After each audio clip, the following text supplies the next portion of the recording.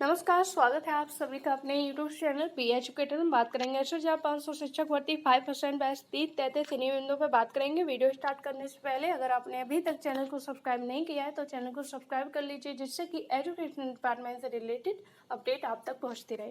Time waste न करते हुए हम बिंदुओं पर बात करेंगे। सबसे पहले हम बात करेंगे 5% को लेकर। 5% को लेकर 22 तारीख से लगातार आपका धरना चल रहा है।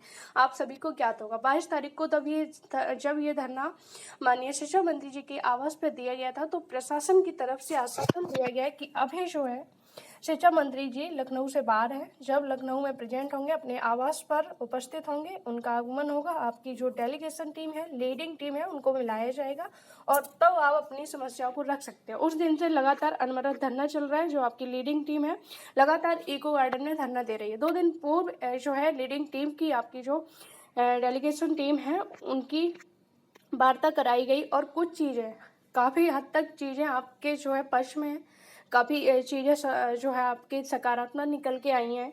भले ही जो आला अधिकारी हैं, आला अधिकारी कहीं ना कहीं जो शिक्षा विभाग के अधिकारी हैं, उनकी मंशा है कि इस मैटर को जो है न्यायालय में तक पहुंचाया जाए, न्यायालय में चैलेंज किया जाए, क्योंकि उनका पॉइंट है कि अगर 5% को लागू किया जाता है, इस रिपोर्ट को लागू किया जाता है, तो कहीं ना कहीं जो है जो विज्ञापन निकाला गया था उसमें संशोधन करना पड़ेगा। तो काफ़ी सारी प्रक्रियाओं को जो है देखना पड़ेगा और हो सकता है कि इससे कोई नया विवाद उत्पन्न हो, जैसा कि अधिकारी सोच रहे हैं।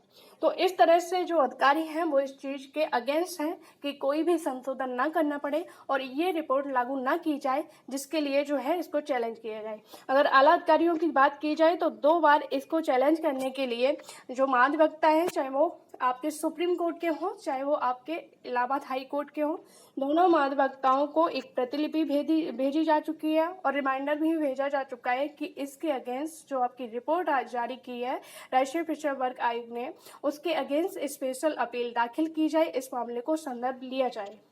जब इन सारे बिंदुओं को जो है रखा गया जो आपकी टीम के द्वारा, तो जो आपके शिक्षा मंत्री जी हैं संदीप सिंह, उनके द्वारा कहीं ना कहीं ये मौखिक रूप से स्पष्ट कर दिया गया कि इस मैटर को हम न्यायालय नहीं ले जाएंगे, हम इस रिपोर्ट को लागू करवाएंगे और बीच का रास्ता एक सॉल्यूशन निकालते हुए इन कैंडिडेट के साथ न्याय किया जाएगा। मौखिक तौर पर इस तरह का आश्वासन दिया गया और कहीं ना कहीं एक बहुत ही पॉजिटिव है कि जो आपके शिक्षा मंत्री जी हैं वो आपके पक्ष में है, फेवर में है। भले ही जो है अधिकारियों की मंशा ना हो कि इस रिपोर्ट को लागू किया जाए, लेकिन जो शिक्षा मंत्री जी हैं वो कहीं ना कहीं आपके पक्ष में हैं, क्योंकि अगर जो है अभी तक शिक्षा मंत्री जी की जो है हरी झंडी मिल जाती तो अभी तक ये मामला शायद है कि पहुंच चुका होता, जो कि अभी रिमाइंडर आपके चल रहे हैं विभागीय में। अगर विभागीय अधिकारियों को जो है इस पर एक हरी झंडी मिल जाती कि जल्द से जल्द इसको जो है चैलेंज किया जाए, तो अब तक ये मामला जो है पेंडिंग नहीं पड़ा होता, पहुंच जाता। और जो चीज़ें हैं भले ही अधिकारी इसके अगेंस्ट हों, लेकिन जो चीज़ें हैं वो कहीं ना कहीं कैंडिडेट के जो है पक्ष में है, क्योंकि अगर अधिकारी अपनी हट धर्मी से इसको चैलेंज करते भी हैं, जो कि अभी तक नहीं किया गया है। शिक्षा मंत्री जी का स्पष्ट तौर से मौखिक तौर पे कहा गया है कि इसको चैलेंज नहीं करेंगे, तो अगर करते भी हैं तो कहीं ना कहीं जो पक्ष रहेगा वो कैंडिडेट का ही स्ट्रांग रहेगा, जो पिटिशनर है उनका ही स्ट्रांग रहेगा, क्योंकि भाई गलत ऑलरेडी सरकार कर रही है, उसके बाद भी आप उस नियम को नहीं मान रहे हो। एक नियम जो नियमावली के तहत आपने जो भर्ती पूरी की है उसमें कुछ नियमों का पालन किया और कुछ नियमों का नहीं पालन किया, इसके बावजूद भी कुछ भर्तियां आपके ही विभाग की जिसमें उसी नियम को लागू किया गया और सिर्फ एक भर्ती में एक विशेष वर्ग को छोड़ दिया गया, तो ये कहीं ना कहीं नियमों का उल्लंघन है, जो कि अगर जो आला अधिकारी इसको चैलेंज करेंगे तो जाहिर सी बात है कोर्ट से भी इनको हार का मुंह देखना पड़ेगा।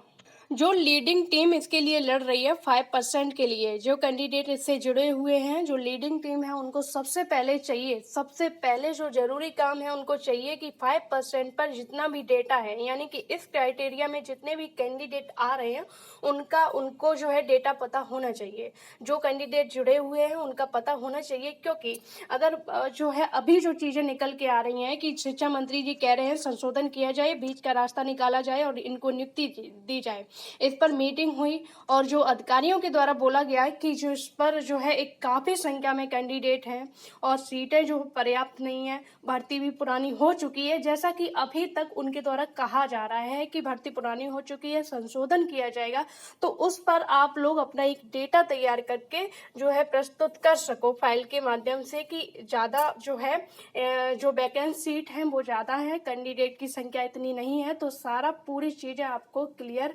हों और आप बार बार इस चीज़ को मंत्री जी के जो है समझ रखो कि इस पर इन कैंडिडेट को न्याय दिलाया जाए और पर्याप्त संख्या में 22-23 हज़ार पर्याप्त संख्या में ये सीट खाली हैं, इनको जो है इन कैंडिडेट से भरा जाए। बात करेंगे 30-33 पर। 30-33 से रिलेटेड आप लोगों के द्वारा काफ़ी कमेंट किए जाते हैं और पूछा जाता है कि अगर 5% लागू हुआ तो 30-33 ऑटोमेटिक हो जाएगा, क्योंकि संशोधन होगा और संशोधन हुआ तो 30-33 को एक प्लस पॉइंट मिल जाएगा कि भर्ती के बाद नियम बदलते हैं और 30-33 जो है ऑटोमेटिक लागू हो जाएगा। इस तरह के कमेंट आप लोगों के द्वारा किए जा रहे हैं।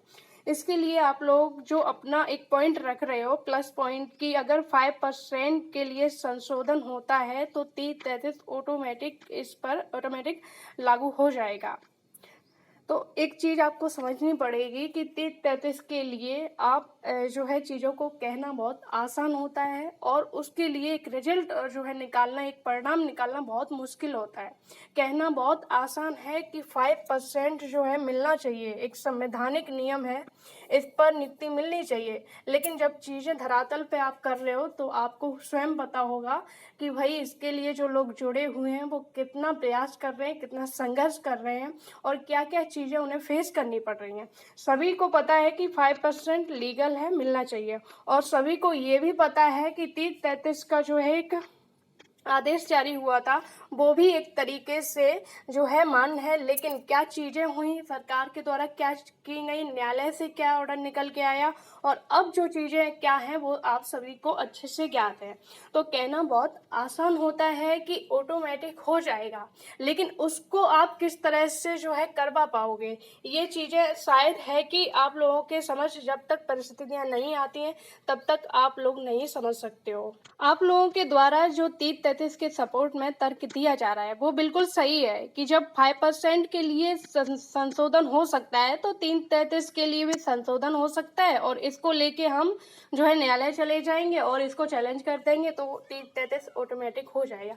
लेकिन क्या आपको लगता है कि जो गवर्नमेंट 30-33 के अभी तक अगेंस्ट है, जो अपनी ही बात को लेके जो है मुकर गई, जो चीज़ों को पहले 30-33 लागू किया, जो है भर्ती 30-33 पे कराई और रिजल्ट आपका 40-45 पे जो है जारी किया, तो इतनी आसानी से जो है ये सारी चीज़ें आपको लगता है हो जाएंगी? पहली बात तो आप लोग ये समझिए कि 5% और 30-33 मामला बिल्कुल विपरीत है अपने आप में। भर्ती जो है मामले दोनों एक ही भर्ती के हैं, लेकिन मैटर दोनों बिल्कुल विपरीत है, क्योंकि जो 30-33 एक आदेश जारी किया गया था वो गवर्नमेंट के तहत किया गया था। गवर्नमेंट ने एक टाइम के लिए किया, उसको फिर रद्द कर दिया। बाद में न्यायालय में जो है कुछ कैंडिडेट गए, उनके द्वारा फिर से 40-45 लागू करवा लिया गया। तो वो सारी चीज़ें जो है गवर्नमेंट के थ्रू हुई हैं। अगर 5% की बात की जाए तो भाई ये एक नियमावली के तहत है, ये एक संवैधानिक नियम है और किसी भी विभाग में, चाहे वो बेसिक विभाग हो चाहे वो अन्य कोई विभाग हो, उसमें साफ सा है कि अगर इस नियमावली के तहत भर्ती की जाती है तो 5% जो रिजर्व कैटेगरी से कैंडिडेट आते हैं उनको छूट दी जाएगी।